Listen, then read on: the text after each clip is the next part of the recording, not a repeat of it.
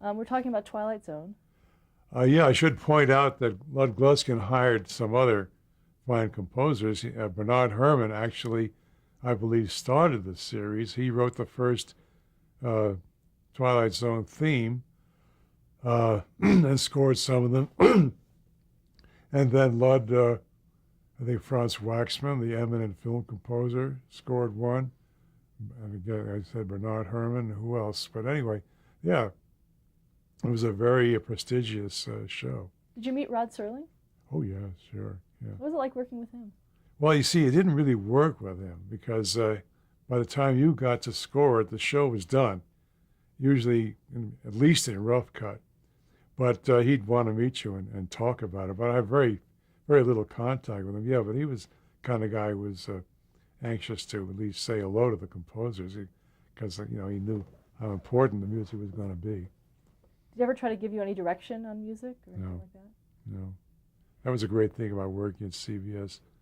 I don't think I have any memory of anybody interfering with me. Did you work with producer Buck Houghton? Yes, yes, he was the contact on Twilight Zone because Rod was off writing scripts, or doing something else. But Buck was the guy that I recall having the music conferences with and getting the assignments and stuff. Well, Gluskin would give you the assignment, but no, he was I guess you'd call him the line producer or whatever, the guy who was actually involved with the production. What kind of conferences would you have? What would you talk about? Well, first of all, where the music goes. This is what we call spotting, which is part of the pre-production stuff. You have a conference and you're there, the producer or somebody, his representative is there, and the music editor. And you screen the film and you say, well, the music's going to start here and stop there. Certain places where it's obvious, where you might do a dissolve or chase or a suspense film. And then they say, well, here's a suspenseful scene. You wanted me to score that? What do you think? Yeah, okay, so that's the kind of conference back and forth. And meanwhile, the music editor is taking notes, writing down where to start and where to stop. So that's where you would be dealing with people like Buck Houghton, and whoever else was the producer, like I did with Bob Justman on Star Trek. He's the guy that you confer with as to where the music goes. How long would you have to score an episode? Not long enough. Twilight Zone wasn't much of a problem, as I recall, because the orchestras were small, and they did give you enough time. On Star Trek, never had quite enough time, and for that, I always had to have orchestration help. You had about 7 to 10 days to compose the music and score it.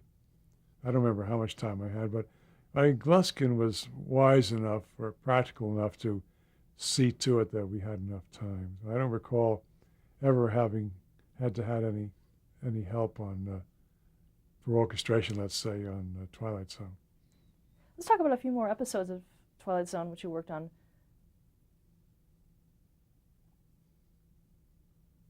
Got any names there? The Passerby. Oh, that's a wonderful segment, yeah. Oh, yeah. Oh, that's one of my favorites. By the way, a lot of this music has become available on CD. They put out a 4 CD set of music from Twilight Zone, My Music, Van Cleve, and so on. And the Passers-by, I think all of my music is on that set. The Passers-by was a wonderful story, quite remarkable. It takes place in the Civil War days when, I guess after the war is over or something, and is it Gregory? James Gregory. James Gregory plays the wounded soldier who comes by and stops for a drink of water or something at this lady's house. And while they're sitting there, I've forgotten the exact sequence, but all these, they see all these soldiers wounded, returning from the battlefront, all in various stages of, injury and so on. And for that, I used pure string orchestra, just strings. I think maybe a harp. Yes, a harp and strings. That's all. And I had a theme there that very faintly reflects. If you're a tune detective, you'll find a little reflection of a piece by Rachmaninoff called Isle of the Dead. And I freely confess to being influenced by that sound. It's not his music or anything, but the sound of a certain segment of it sort of kicked off an inspiration for me for the main theme as the soldiers are walking by. And it's just scored for strings uh, and the harp. But there's some other things in there that I think are very lovely, and I've had some real compliments on that. In fact, one of the, I say with no modesty whatsoever, one of the people who reviewed that album said that they're all very nice, but look for a real masterpiece in Steiner's score for the Passers-By. And I kind of like that. Now, James Gregory in the episode actually strummed the guitar all through it. Was Yeah. that something that you had to also work with, or? That was probably out of my hands. That was probably just incorporated into the filming.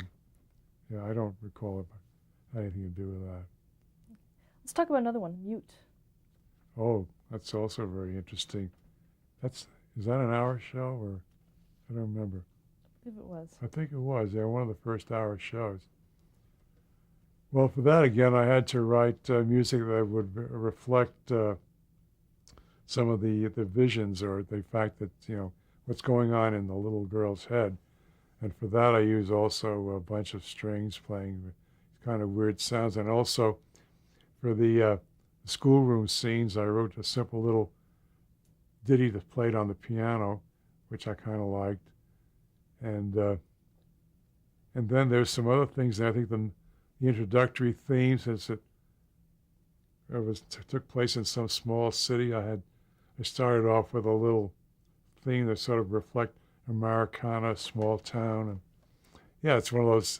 It was a complicated score, but I think it's mainly strings and the piano. Yeah. Miniature. Oh, that was fun. Yeah, that was one where, since all the stuff takes place inside this little imaginary, was it like it's like an aquarium Doll. kind of thing with little dolls inside, I decided to write music that would sound like, since you got the villain showing up trying to kidnap the girl or whatever, and she's resisting, just like an old silent film, the dastardly deed kind of thing. So I decided to write music that would reflect the old silent film kind of music, but with a pitch that's way up here.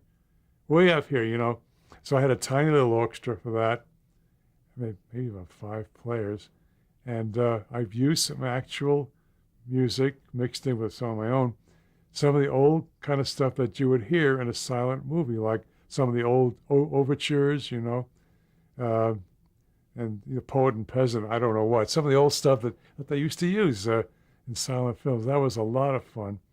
But the idea of elevating it up to, just for those sequences, I guess for the other stuff, I don't remember what I scored for the other sequences, but that was a lot of fun. I enjoyed that score very much.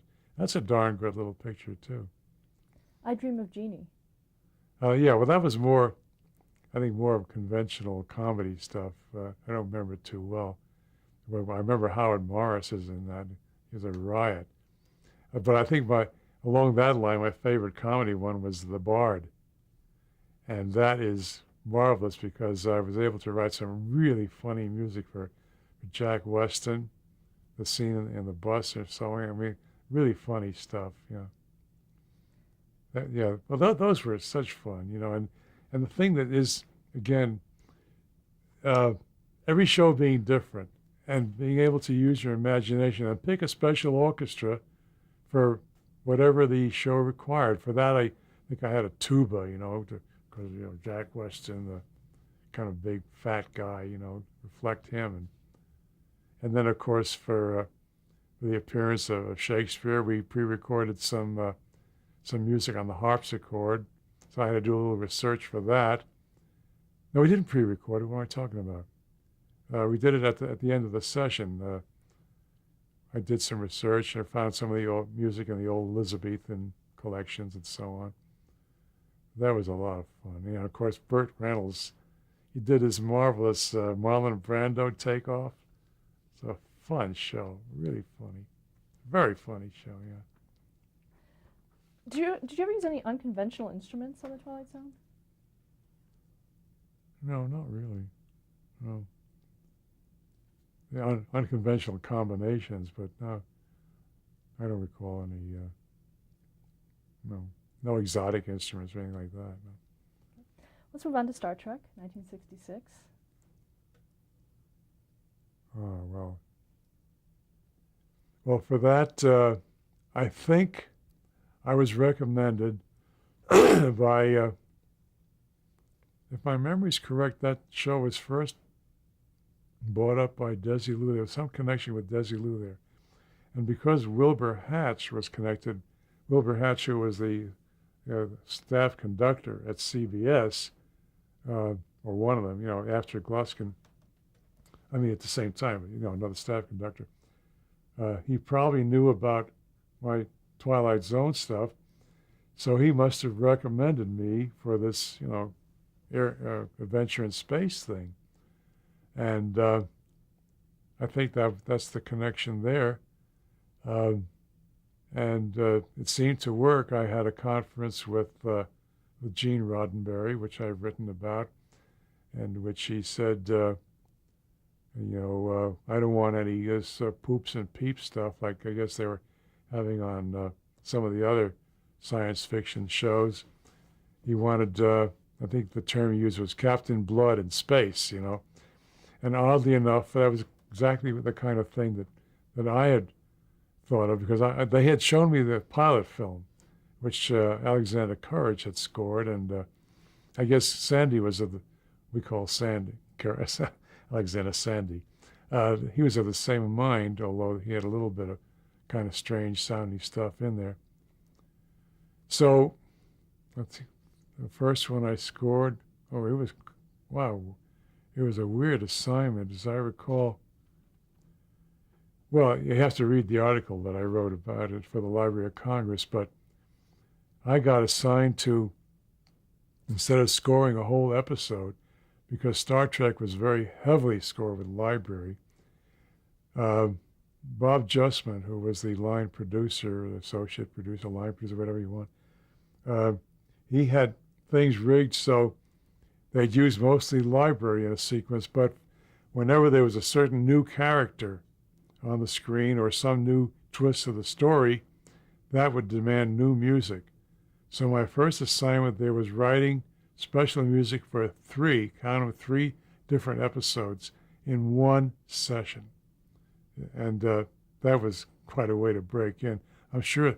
Now, this was all done way before the show went off on the air. Now, I may be a little hazy on the exact chronology because I did some other things before the show even went on the air. But that's the way Star Trek was scored. And I guess Bob Justman liked my stuff right away because I scored a whole bunch of them after that. Let's talk about the episodes individually. Yeah, in fact, I will say, you know, based on the survey that I did, you hear more of my music.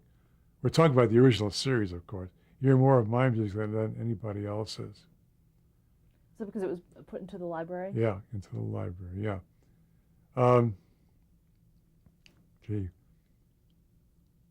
Well, I'm thinking of the Corbomite maneuver where I had to have a theme for this strange apparatus hanging in space or whatever, and so I came up with it. What I had to do, come up with an identifying motive for that, which would undergo various transformations depending on the few scenes that Bob said we have to score. And I know one thing that they insisted on, and Bob too, and I guess Gene, was whenever there was a long shot of the ship Enterprise in space, you had to quote the Star Trek theme, you know, Sandy Courage's theme. So that's one thing that was locked in, you know. But sometimes you were able to work around it, especially if it was going immediately into something else, because sometimes it would create problems. If I quoted the Star Trek theme and then went into one of the special cues, it might be a bad segue, it might not match. So in certain circumstances, I was able to come up with something else on a long shot. Why was it locked in? That theme. That they insisted on it. They insisted on the you know, on Sandy's theme to quote it on the long shot. I guess that was what Gene wanted, and it's for the most part we were able to work around that. But yeah, that was they insisted on that. Otherwise, you really had a free hand.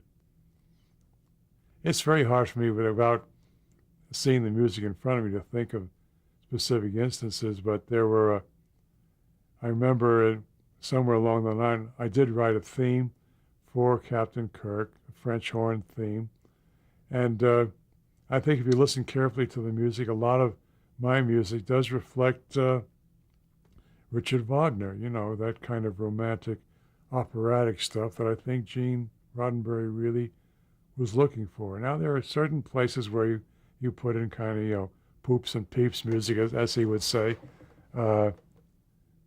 But for the most part, that's what he wanted, just a romance there. Oh, well, my favorite episode probably is the one called Who Mourns for Adonais, and that was a complete score. I think no library, and that's maybe minimal.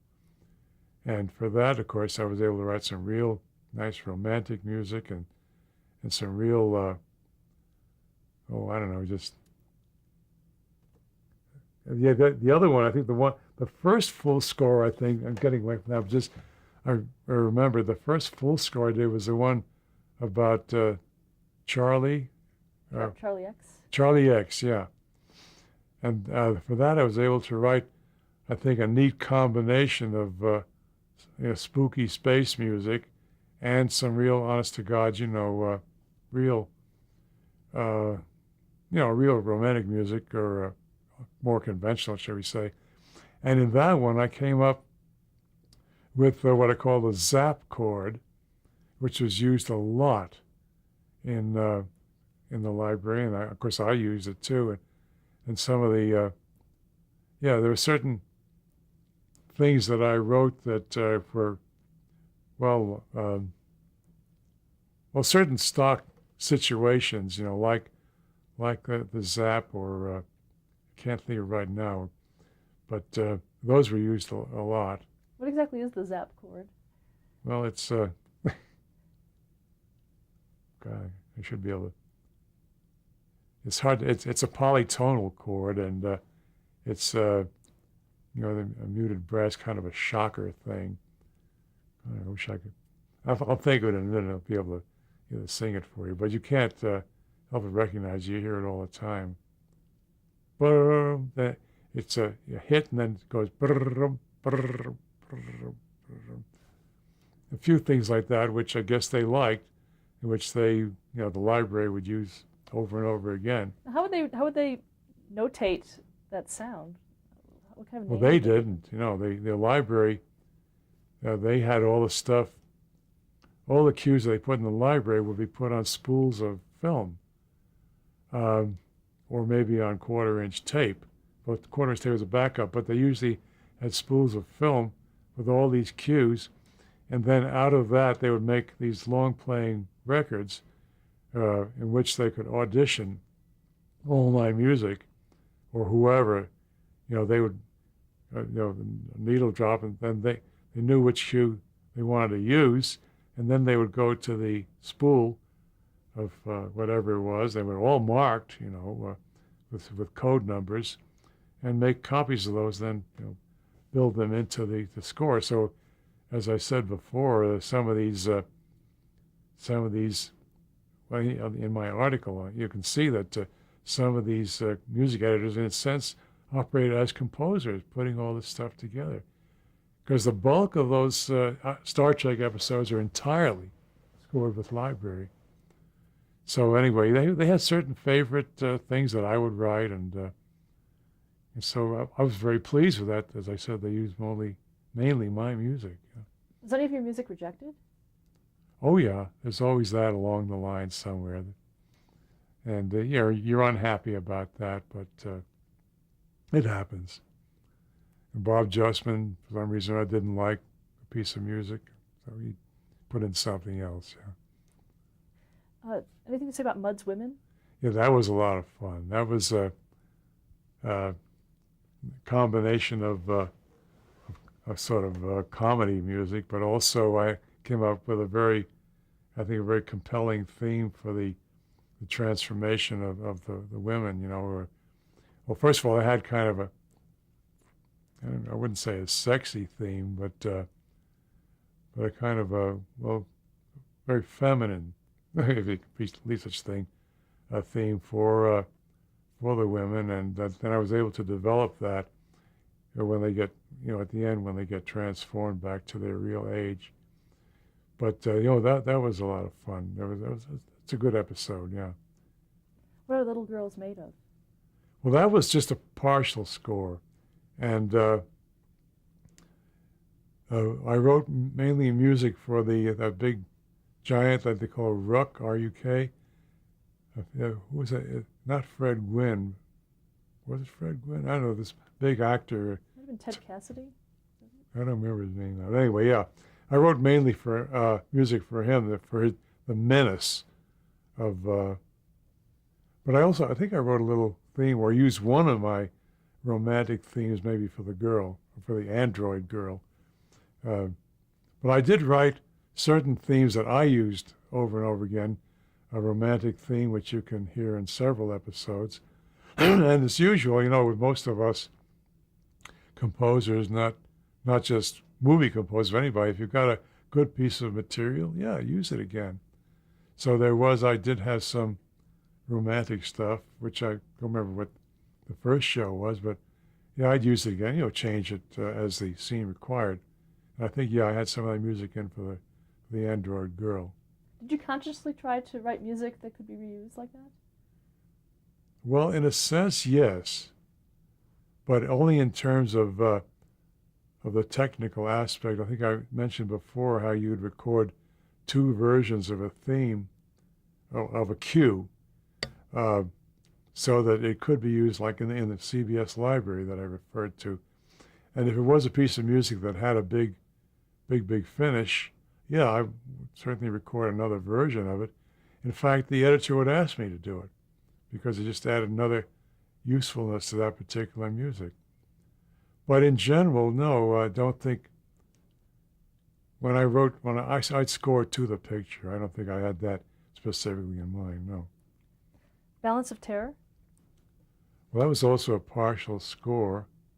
Let me think, which one is that? It has your Romulan theme in it. Oh, yeah.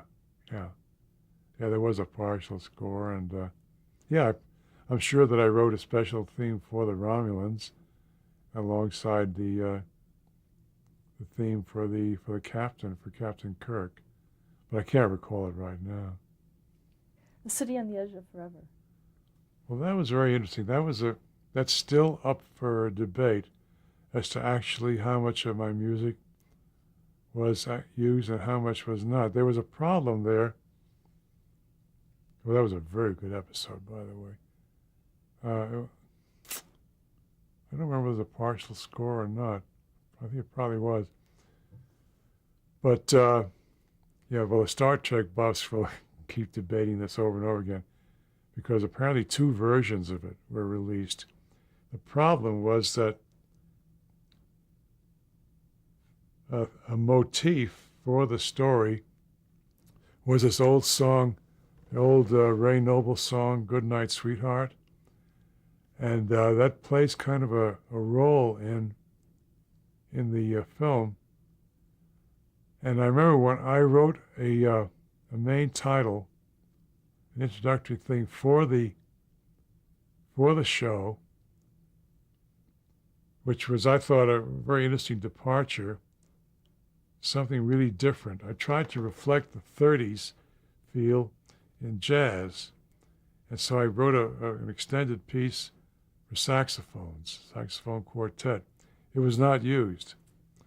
Then, at one particular point, I wrote a cue in which I very subtly hinted at the use of the Ray Noble song, which was in the picture, it wasn't just me.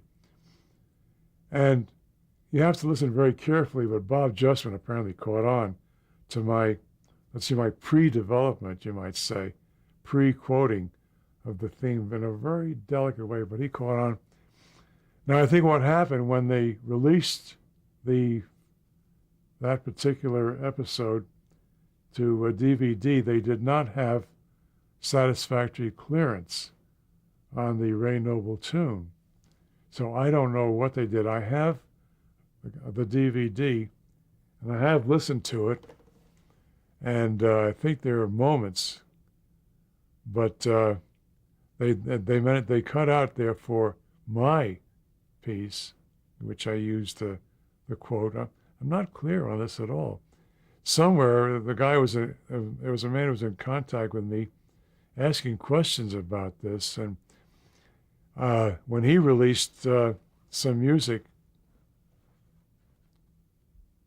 for the some of the Star Trek music, I asked if by any chance he could find the original tracks, because I would love to hear the original tracks, which I'm sure I recorded, even though they weren't used. I'd love to hear this saxophone piece. I think they did leave that piece of music that I wrote, where you very subtly hear the little outline of Ray Noble's theme.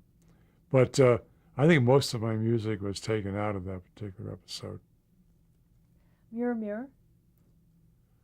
Oh, well, that's a good one, yeah.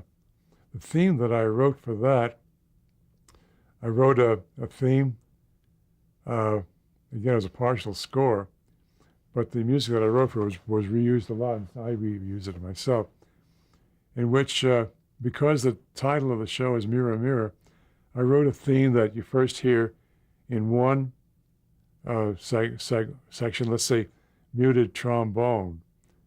Oh no, first you hear it in muted horn, and then you hear it over here in muted horns, and then you hear it here. Again, trying to, in a very not too subtle way, reflecting mirror, mirror in the music.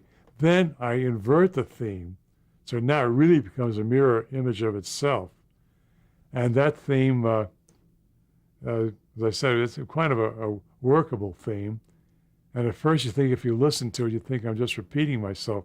But if you listen carefully, you'll hear the mirror inversion. And I used that theme quite a lot. It's quite a useful theme. Let's stop there to change the tape. Yeah.